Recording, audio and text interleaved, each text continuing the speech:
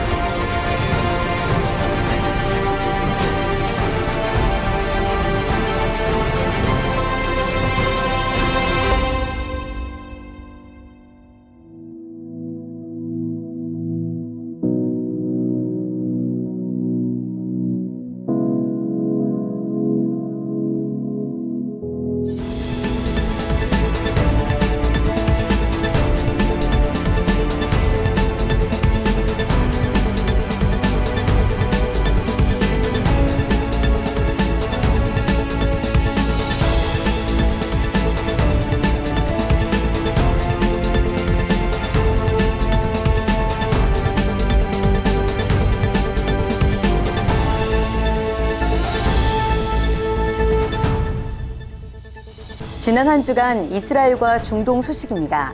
3월 14일 이란의 새해를 맞아 이란 국민들이 새해 맞이 행사인 차르 샴베수리를 진행하는 동안 총 27명이 숨지고 4,095명이 부상을 입었습니다. 이란은 이란 역법에 따라 봄이 시작되는 춘분을 새해 첫날로 정하고 있으며 이란인들은 이날 모닥불을 뛰어넘고 폭죽을 터뜨리는 행위를 통해 새해의 건강과 행운을 기원합니다. 이날 부상자들은 눈에 폭약 파편을 맞거나 화상을 입었고 부상자 중 25명은 중환자실에 222명은 팔다리 절단 수술을 받을 정도로 중상을 입었습니다. 3월 15일 중국과 러시아 그리고 이란이 15일부터 19일까지 오만만에서 합동 군사훈련을 진행했습니다.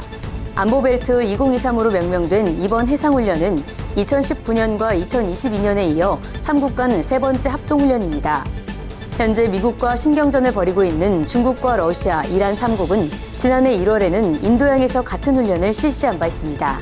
같은 날 시리아 전쟁 12주기를 맞아 2011년 있었던 시리아판 아랍의 봄을 기념하는 행사가 열렸습니다. 이날 월드비전은 장기화된 시리아 분쟁이 12년째를 맞아 시리아의 인도적 지원이 시급함에도 불구하고 지원은 해가 갈수록 줄어들고 있다는 정책 브리핑을 발표했습니다. 한편 바샤르 아라사드 시리아 대통령은 이날 블라디미르 푸틴 러시아 대통령과 정상회담을 갖고 나치에 대항 중인 러시아의 지지를 표명한다고 밝혔습니다. 3월 19일 이스라엘과 팔레스타인 관리들이 이집트 홍해 휴양지인 샤름 알셰이크에서 만나 이번 주부터 시작되는 종교 휴일을 앞두고 긴장 완화와 폭력 충돌을 멈출 방안을 논의했습니다. 이번 회동은 이집트와 요르단 그리고 미국이 중재했으며 지난달 말 만남이 새로운 폭력 충돌로 인해 어그러진 후 두 번째 가진 회동입니다.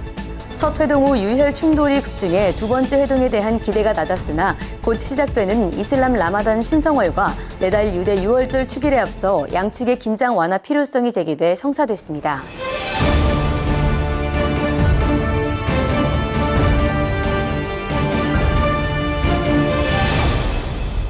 2023년 3월 22일자 이스라엘 투데이 시작합니다. 지난 한 주간에도 이스라엘과 이스라엘을 둘러싼 중동 여러 나라에서는 많은 일들이 있었습니다. 그중에서도 오늘 저희가 자세히 분석해볼 첫 번째 이슈부터 만나보시죠. 중동의 숙적이었던 사우디아라비아와 이란이 2016년 단절됐던 외교 관계를 7년 만에 복원하기로 합의했습니다. 양국은 중국 베이징에서 이 같은 합의를 이뤘으며 2달 이내에 양국의 대사관과 공관을 열기로 합의했다고 밝혔는데요. 이로 인해 집권 전부터 이란을 고립시키기 위해 사우디와의 평화협정을 추진해왔던 네타냐후 총리의 전략이 이번 관계 정상화로 차질이 생겼다는 분석이 이어지고 있습니다. 이슬람 수니파의 종주국인 사우디와 이슬람 시아파의 종주국인 이란이 맺은 관계 정상화로 중동의 지정학적 셈법이 더욱 난해해지고 있습니다. 이란과 사우디, 이슬람에서도 가장 중요한 시아파와 수니파 종주국이 아닙니까? 그런데 이슬람의 역사적으로 볼 때 두 나라 절대적으로 가까워질 수 없을 것 같은데 이 두 나라 사이 얼마나 안 좋은 건가요? 예, 그 예멘 이라크와 시리아, 그다음에 레바논 등지에서 이슬람 정통성을 두고 이제 수니파, 시아파 간의 대리전이 계속 발생했었죠. 그 예멘에서는 후티 반군이 사우디 유정을 공격하고 그러다 보니까 한마디로 중동을 놓고선 양대 세력이 대리전을 펼쳐왔다라고 볼 수 있습니다. 그런데 이 7년 전에도 두 나라 사이에 완전히 틀어지는 일이 있었다고 하던데 무슨 일이었던 건가요? 예, 그러니까 사우디와 이란은 2016년 1월에 사우디가 자국 내 이제 그 시아파 고위 지도자를 대거 체포하고 사형까지 집행했어요. 그러니까 사회에서 이제 분란을 일으키니까 시아파 사제들이 그러니까 여기에 대한 복수로 이제 시아파 세력이 이제 주 이란 대사관을 총영사관을 공격했습니다. 그다음에 당교 사태를 맞이했죠. 사우디 제사를 공격해서 그래서 이제 둘이 이제 갈라서게 된 배경이 된 겁니다. 그러니까 종교 전쟁 때문에 일어난 거예요. 각 지역에서. 그러네요. 어쨌든 이번에 중국의 중재로 외교 관계가 다시 복원됐다고 하는데 이게 가능한 일인 걸까요? 두 나라 사이의 화학적 결합 가능한 걸까요? 두 나라 간의 갈등이 구조적으로 워낙 깊고 그러니까 쉽게 해결되기는 어렵고요. 갈등의 본질이 앞서 말씀드린 것처럼 누가 이슬람 종주국이냐에 대한 문제예요. 그리고 그거와 별도로 이제 중동 안보 질서가 워낙 실타래처럼 얽혀 있어서 항구적 평화를 위해서는 이제 넘어야 될 산이 많은 걸로 알고 있습니다. 이 철천지 원수 같던 관계에서 외교 관계로 돌아서는데 나름대로 복잡한 셈법이 있겠지만 사우디는 왜 이란과 이런 관계 복원 합의를 했을까요? 주요 외신 분석에 따르면요, 두 나라 모두 이제 전 세계적인 이제 경기 침체, 그다음에 우크라이나 전쟁, 그다음 미중러 갈등이 심화되는 이제 급변하는 정세 속에서 미국 일극 체제에서 다극 체제로 전환되는 과정에서 주변국과 심각한 갈등을 계속 가져가는 게 좀 부담스럽다. 그러니까 미국 일극 체제에서는 요거 상관이 없는데 미국이 중동에서 빠지면서 이제 체제가 복잡하게 움직여져 있거든요. 그래서 새로운 짝짓기를 하는 거라고 볼 수 있죠. 특히 사우디는 미국 안보 우수한 공백 상태에서 사우디 동부 유전지를 시아파 대리 세력인 후티 반군으로부터 지켜내는 것이 쉽지가 않아요. 왜? 미국이 안보 공약을 안 하니까 더 이상. 그래서 이제 그런 문제가 발생하는 것 같습니다. 그런가 하면 중국이 왜 굳이 이란과 사우디 두 나라를 엮으려고 노력을 한 겁니까? 그러니까 일단 양 당사 간 국가가 이제 어떤 협약을 맺으려면 그걸 중재를 해줘야 돼요, 누군가가. 그쵸, 그 네. 중재라는 게 뭐냐, 그냥 단순히 양쪽 얘기 듣고 이런 조율이 아니라 보장력이죠. 힘으로 양쪽을 찍어 누를 수 있어야 돼요. 그게 중국이 예, 그게 중국인데 그 양쪽이 원하는 걸 중국이 다 들어줘야 돼요. 과거에는 그걸 미국이 했는데 그 미국이 일극 체제에서 이제 다 했어요. 패권이 팍스 아메리카나 해가지고. 근데 이게 미국이 좀 패퇴되면서 다극 체제로 전환하면서 중동에서의 미국의 그 권력 공백을 이제 중국이 치고 들어간 거죠.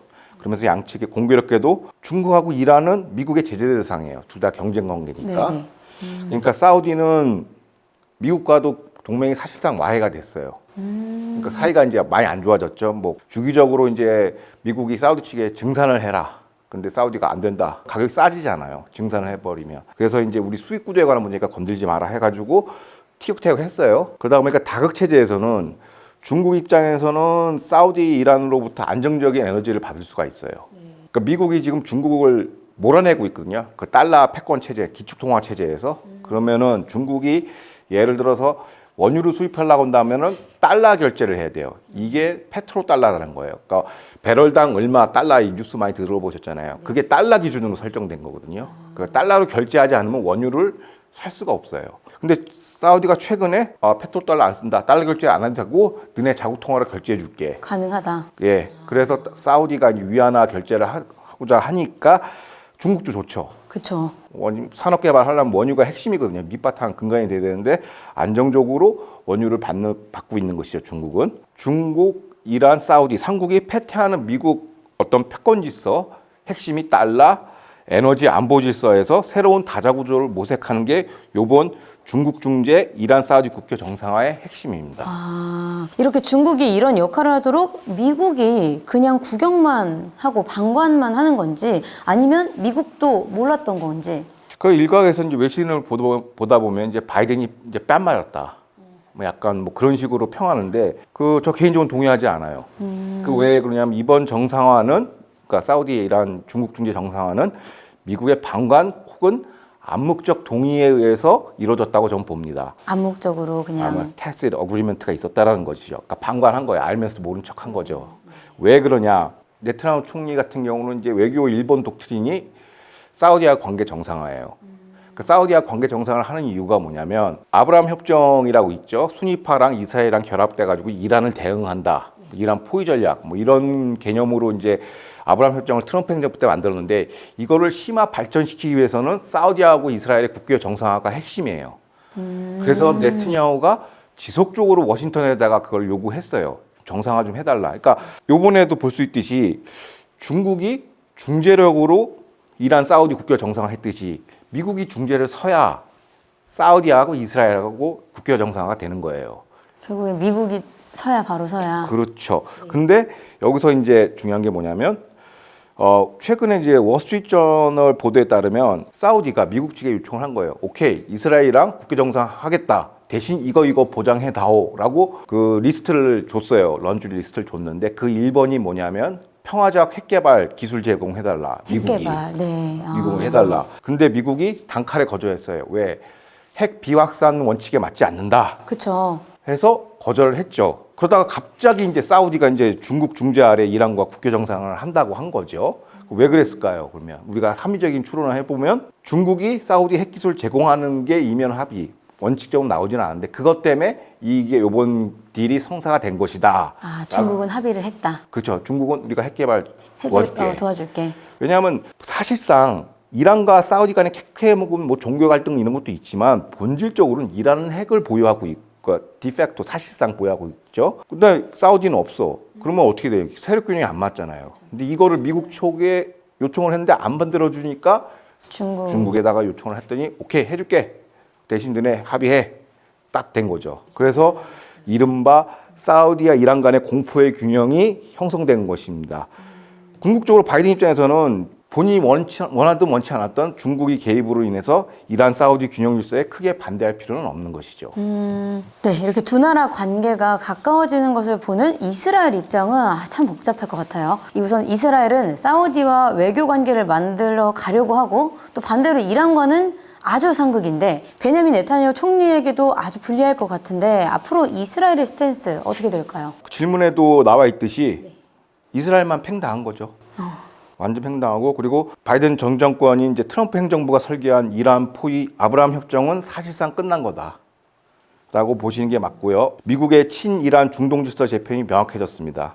명목상으로는 이란 핵 복원 합의로 핵 비확산 쇼를 하고 있지만 비확산이 절대정명의 과제라면은 이란 사우디 국교 정상을 막았어야 해야 돼요. 결론적으로 바이든과 시진핑이 그리는 중동 질서 그림에는 이스라엘은 존재하지 않아요.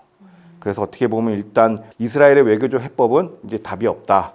네트냐후 외교 독트린은 실패했다라고 보시는 게 맞습니다. 좀 전에 얘기했듯이 굉장히 위기인데 그러면 이 이스라엘의 위기 어떻게 극복을 해 나갈까요? 과거에 일전에 이제 중동 정치의 핵심은 그러니까 표피적으로는 종교 갈등이 있고 그다음에 원유 이권 뭐 등등 있는데 더 깊숙한 심연으로 들어가면은 제가 그러니까 유목민족 노마드 기질이 있어요. 유목민 기질이.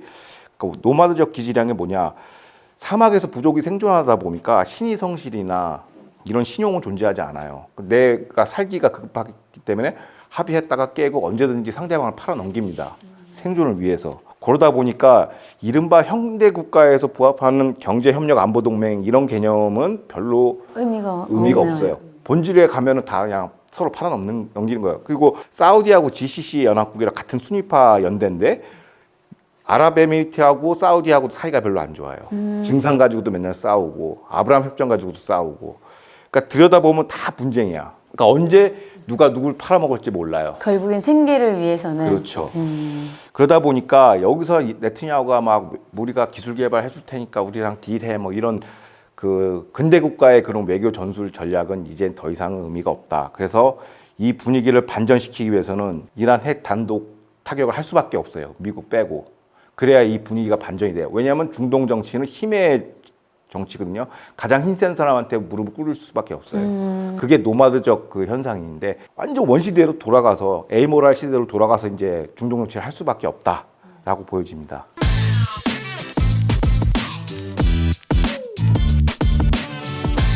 다음 이슈 만나보겠습니다. 지난 40년간 미국 실리콘밸리의 자금줄 역할을 해온 미 실리콘밸리 은행이 36시간 만에 초고속으로 파산해 전 세계에 큰 파장을 일으키고 있습니다. 실리콘밸리 은행은 지난해 12월 말 기준 약 2,090억 달러의 총 자산을 보유한 중견 은행으로 일반 상업은행과는 달리 벤처캐피탈 산업에 집중해 스타트업 기업들이 주요 고객이었는데요. 이번 SVB의 파산으로 인해 이스라엘의 은행 금융주들도 급락세를 이어갔지만 현재 투자금융 전문가들은 이번 사태가 이스라엘에 미치는 영향은 미미하다고 밝혔습니다. 오히려 사법개혁을 반대하는 명분으로 이스라엘 스타트업 50여 개 회사가 해외로 유출한 40억 달러의 상당 부분이 SVB 예치금이어서 의회 호재를 맞았다는 분석이 제기되고 있습니다. 지난주에 미국에서 아주 큰 금융권 이슈가 있었습니다. 이 실리콘밸리 은행의 파산 뉴스인데 뉴스에서도 많이 언급이 됐습니다. 그런데 이번 실리콘밸리 은행 파산 사태가 오게 된 배경에 은행의 경영진들의 정치에 관심이 너무 많았기 때문이다. 이런 분석도 있어요. 이게 무슨 일인가요? 그러니까 이번 사태 그 실리콘밸리 은행 사태의 본질이 뭐냐면 미국 연준이죠. 페드가 금리를 올렸습니다. 그럼 금리 인상을 하게 되면은 채권 가격이 떨어져요. 원칙상. 근데 실리콘밸리 은행의 그 자산 비중이 채권 비중이 높아요. 한 70몇 %가 넘어요. 그러다 보니까 이 자산이 마이너스로 빠지면서 주식도 빠지고 이제 다 인출을 하게 된 것이죠. 이른바 이런 거를 누가 관리하냐면 우리나라 금융도 마찬가지로 리스크 관리 본부장이 이걸 관리합니다. 근데 CRO, Chief Risk Management Officer가 1년 동안 공석이었고 없었다는 거예요? 예, 1년 동안 공석이었어요. 그 밑에 그 핵심 직원들도 이른바 금융의 핵심은 리스크 관리거든요. 근데 그 전문성, 리스크 관리 전문성보다는 인종 평등 사회적 책임을 강조하는 이른바 BDS류의 이제 인원 채용 승진 결과다. 뭐 특혜자, 뭐 소수인종 갖다 집어넣고 거기다가 전문성 상관없이 코타로 집어넣고 뭐 그렇게 해가지고 미국에서도 지금 유력 대선 주자가 이거에 대해서 비판을 많이 해요. 실리콘은행은 뭐 다양성, 공평성, 평등성 등 좌파 정치 같은 것에 너무 관심을 쏟은 나머지 핵심 직무에 너무 소홀해졌다. 그래서 이런 뱅크런 사태가 왔다라고 얘기한 거죠. 근데 이 은행의 파산이 이스라엘 경제에도 적지 않은 영향을 주고 있다고 하는데 어떤 영향인가요? 그러니까 이스라엘도 자연스럽게 스타트업 강국이다 보니 유관 금융기관 벤처 캐피탈 타격이 예상이 되죠. 실제로 이스라엘에는 실리콘밸리 뱅크 그 지사가 많이 진출해 있어요, 이스라엘에. 그러다 보니까 이스라엘 스타트업 기업 상당수가 이제 실리콘밸리 은행 지점이랑 거래를 트고 있죠. 예금도 갖고 있고. 그래서 이제 문제가 됐는데 요게 반영되다 보니까 이제 텔아비브 증권거래소의 각종 그 지수를 보면은 한 3.31% 정도가 빠졌어요. 근데 5대 대형은행 주가 지수도 4.01% 빠지고 보험, 기타, 금융 서비스 그 업종 전체가 이제 좀 주가가 하락했습니다. 4.23%로. 그래서 은행 관련 금융주들이 이제 급락하고 있는데, 그러니까 이스라엘 금융당국도 그렇고 네타냐후 총리도 그렇고 이제 이런 유동성 위기를 해소하기 위해서 긴급 대출 자금을 지원했고, 그래서 뱅크런 사태를 일정 부분 방어하고 있는데, 그 현지의 그 투자금융 전문가들은 실리콘밸리 사태하고 이스라엘에 미친 영향은 조금 미미하다, 제한적이다라고 얘기해요. 결론적으로. 왜 그런가 했더니 실리콘밸리 은행의 자산 구성과 이스라엘 은행의 자산 구성이 다르다라는 거예요. 뭐 어떻게 다르냐? 실리콘밸리 은행은 금리 인상에 취약한 채권 비중이 앞서 말씀하신 것처럼 76%, 70%대예요. 그러니까 이게 가격이 빠지면 같이 잠식이 되니까. 네. 근데 이스라엘 금융권은 국채 비중이 1%에서 6.5% 내외예요. 비중이 작아요. 작네요. 그게 네. 빵꾸 나도 의미가 없다라는 거죠. 그래서 재정 이른바 스트레스 테스트라고 그러는데 이런 거에 은행이 좀 단단하다 여신이라고 설명하고 있습니다. 지금 이스라엘에서는 사법개혁 반대하는 금융권 인사들 많이 있지 않습니까? 근데 특히 IT 재벌 인사들, 그 사람들도 그동안 실리콘밸리 은행과 거래를 많이 했다고 하는데 그렇다면 이번 은행 파산 때문에 베냐민 네타냐후가 주도하고 있는 사법개혁의 저지, 영향 줄까요? 본론부터 말씀드리자면 이제 사법개혁 운동 동력, 특히 IT발 운동 동력은 좀 떨어졌다고 봐야죠. 그 왜 그러는가 했더니 이스라엘 50여 개의 대표 스타트업 회사들은 사법개혁에 반대한다는 명분으로 40억 달러를 해외로 예치했어요. 근데 그 예치한 은행이 하필이면 여기. 그렇죠. 실리콘밸리 은행입니다. 그러니까 왜 이런 작당을 했느냐. 이른바 IT 재벌들이 사법개혁에 반대한다는 그러니까 명목으로 국내 자본을 이탈을 가속화해서 이스라엘 경제에 타격을 준다는 거죠. 속셈이죠. 그러니까 왜 어떻게 하냐면 자금을 해외 유출하면은 일단 주식시장 가격 빠지고요. 그 다음에 또 두 번째 뭐가 있냐면 환율이 뛰어요. 그러면 그 경제에 굉장히 거시기피 안 좋은 영향을 주거든요. 그러니까 궁극적으로 네타냐후 내각의 핵심 국정 과제인 사법개혁 그걸 좌초시키는 속셈이었는데 사법개혁 반대 투쟁소의 소재로 쓰인 40억 달러의 상당 부분이 이번에 파산한 그 은행으로 예치됐다는 것이죠. 그러니까 결론적으로 뭐냐면 최소 IT 재벌발 이제 사법개혁 반대 투쟁은 동력을 상실할 것이다. 1번. 두 번째 이제 어떻게 보면 이제 자학적 셈법이 이제 이런 사태를 맞이했다고 볼 수 있죠. 그럼 실제로 이스라엘의 IT 사람들 사법개혁에 반대하는 편인 거네요. 그러니까 종사자들은 대부분 아닌 걸로 나타났어요. 네. 그게 왜 그런가 했더니 이제 글로벌 컨설팅 기업인 테펜의 자체 서베이에 따르면 IT 종사자들의 12%만이 사법개혁을 반대한다라고 나와 있습니다. 그리고 90% 이상이 본인 회사나 단체나 조직이 사법개혁 운동에 참여하는 것에 대해서 극도로 거부감을 부정적으로 본다라고 얘기하고 있어요. 응답자 77%가 사법개혁 반대 집회에 참여하지 않을 것이라고 얘기하고 있고요.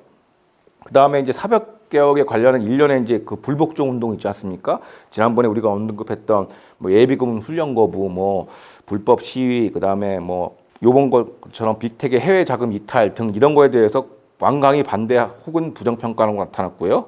그리고 IT 종사자의 55%가 사내에서 제발 정치적인 의견을 하지 마라가 적절치 않다라고 보고 있습니다. 네, 알겠습니다. 다음 이슈 알아보겠습니다. 이타메르 벤 그비르 치안 장관이 사법개혁 반대 시위에 미온적으로 대처한 책임을 물어 텔아비브 지방 경찰청장을 전보 조치해 논란이 되고 있습니다. 그동안 사법개혁 반대 집회가 합법적인 경찰 통제선을 넘어 주요 거점 도로를 불법 점거해 무정부적 양상을 띠고 있음에도 경찰은 이에 대한 대처가 미온적이었는데요. 벤 그비르 장관이 내린 전보 결정에 대해 바하라브 미아라 검찰총장은 장관의 결정이 무효라고 주장하고 나섰습니다. 이스라엘의 사법개혁 반대 시위 여파가 지난주에도 이어졌어요. 현재 상황은 어떻습니까? 시위 아직 계속 일어나고 있는 건가요? 예, 뭐 텔아비브 중심가에 이제 50만 명이 운집하고 있고요. 그다음에 주요 도로, 거점 도로 점거하고 있고 이스라엘 텔아비브 가보시면 알겠지만 굉장히 교통 체증이 엄청나거든요. 근데 주요 핵심 간선 도로에 장악하고 있으니까 시민들의 불평이 이만저만이 아니죠. 네트냐후가 지금 해외 순방길에 있는데 또 그거에도 또 그 마타도 한다고 또 공항도 점거하고 뭐 난리가 났습니다. 복잡하겠어요. 예. 그래서 이제 벤그리브 치안부 장관이 집회 시위를 주관하는 청인 이제 텔아비브 시 그 지방경찰청장을 시위 대처에 너무 미온적이다. 너무 손방망이로 대처하다 보니까 거의 뭐 무정부 상태로 되고 있다 해가지고 최근에 뭐 경질성 인사를 했어요. 그래서 훈련부서로 전보를 했습니다. 직위 해제 비슷하게. 근데 인사권도 없는 검찰총장이 끼어들어서 장관의 결정에 대해서 사법심사, 직권조사를 한다. 이게 법률적으로 타당한 명령인지 인사권인지. 그래서 치안 장관이 인사조치를 동결한다고 밝혔어요. 그래서 이른바 구도가 이제 또 좀 확대가 돼서 사법사제의 주구인 검경과 치안 장관의 대결 구도로 지금 바뀌고 있습니다. 이런 사태를 보는 베냐민 네타냐후 총리의 입장 어떻습니까? 그러니까 내각회의에서 이제 그 주재 발언 모두 발언에서 이렇게 얘기했죠. 이제 민주국가에서 선출된 내각이 그러니까 치안부 장관이죠. 군대, 경찰, 보안기구 등을 총괄한다. 총괄하는 거 안에는 인사권이 들어간다. 라고 얘기했죠. 강력하게 이제 벤그리브의 손을 들어준 겁니다. 그러니까 선출직의 인사권 행사는 모든 민주사회의 근간, 이른바 민주적 통제라고 하는 것이죠. 이런 훼손할 경우 민주제도 존립을 위협한다라고 이제 강력하게 이제 거부하고 있어요. 검찰총장의 안에 대해서. 네, 이렇게 이스라엘의 국내 문제도 혼란이 아주 굉장히 많은데 하루속히 진정되었으면 좋겠습니다. 오늘은 여기까지 듣겠습니다. 감사합니다. 감사합니다.